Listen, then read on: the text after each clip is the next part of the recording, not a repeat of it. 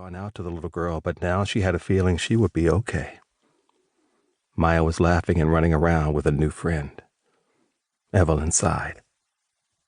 She had a feeling that the friendship that had just been made between Maxine and Maya would be a special bond that would last a long time.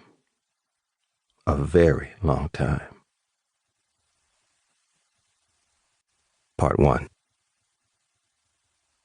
When the clouds are heavy, the rains come down. When a tree falls, whether south or north, the die is cast, for there it lies. Ecclesiastes chapter 11, verse 3. Chapter 1. Maxi, 21 years later. Maxi Chandler hated the smell of a doctor's office. It was the same scent one found in a hospital, a medicinal, antiseptic, and sterile odor. Since she was Dr. Frazier's last patient for that day, the waiting room was empty. She'd had consultations scheduled earlier with 4 of her students and had appreciated the late appointment time. The side door opened and Pauline Warren, a lady in her early 60s, appeared. It seemed Mrs. Warren had been Dr. Frazier's nurse for years. Maxi took a deep breath. Pauline had called her yesterday to let her know that the results of her tests had come back. In a few minutes, she would know if the medication the doctor had prescribed for her a few months ago had improved her medical condition, or if the worst-case scenario was what she was now up against. "The doctor is ready to see you, Maxi," Mrs. Warren said, smiling.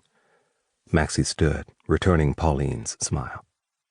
That same smile had had a calming effect on her frazzled nerves when she had undergone her first GYN exam before leaving home for college at 18, almost 10 years ago.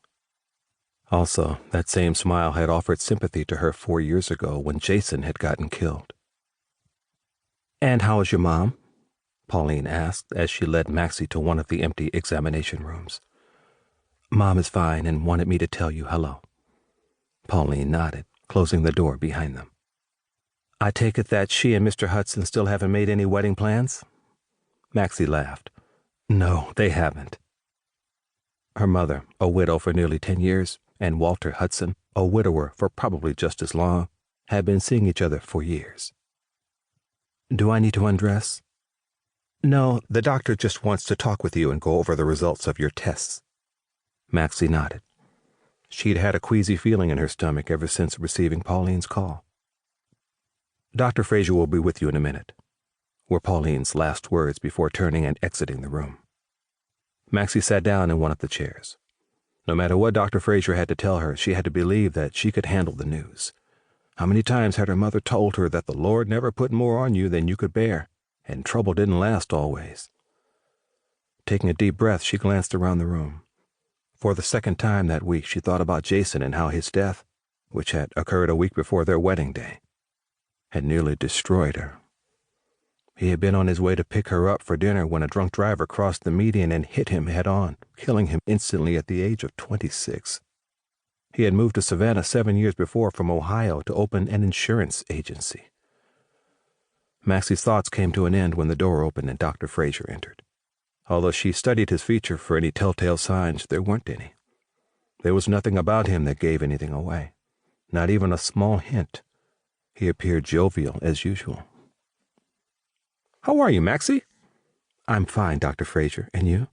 He chuckled. "I have 1 year, 3 months, and 24 days before retirement, so I'm doing pretty good. I talked to Sonia last night, and she's making plans to go on your class reunion cruise. What about you?" Maxi inhaled deeply. Dr. Frazier's daughter, Sonia, now a gynecologist herself in Atlanta, had graduated from high school with her.